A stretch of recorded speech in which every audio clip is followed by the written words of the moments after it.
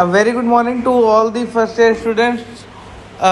In the previous video of this chapter, bank reconciliation statement, we have discussed that how the differences occurs in the balances of cash book and passbook. Today, we will learn the need and importance of the bank reconciliation statement and procedure of preparing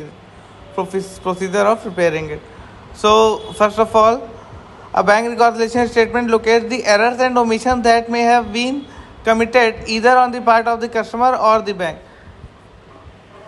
Either customer or bank both can do mistake, but by the BRS we can rectify those mistakes or errors. By preparing a BRS, the customer became sure of correctness of the bank balance shown by the cash book. If we have prepared the bank reconciliation statement, it means, and that balance is being tallied now, it means we will be oversure that our entries, our cash account bank column is correct. Okay. Now wait for a second.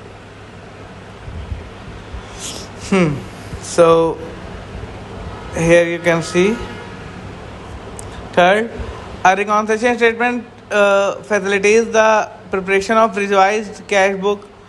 If we have the BRS, we can make our cash book correct. For example, entries relating to bank charges, interest allowed, it means all the entries which are completely related to the bank can be done in the cash book too. Okay. Periodic preparation of the statement reduces the chances of embezzlement by the staff of the firm or even that of the bank. If we are preparing BRS, it means that we are becoming oversure about our account, and if we are becoming oversure, it means that no one can do any type of fraud with us, either a bank employee or a firm employee. Okay. Reconciliation statement helps in revealing the necessary delay in the collection of checks by the bank. If bank is taking much more time in collecting the check, it can be resolved by the BRS. It also helps in keeping a track of checks which have been sent to the bank for collection. Okay, it will be collected, it will be checked, it will be resolved. Okay, now I will tell you the procedure. For preparing the bank reconciliation statement, we have to see that a balance as per cash book may be either debit or credit, and similarly the balance as per passbook may be debit or credit. First of all, we have to look that from where we have to maintain the bank reconciliation statement. It means there are four methods. Let me tell you. There are four methods.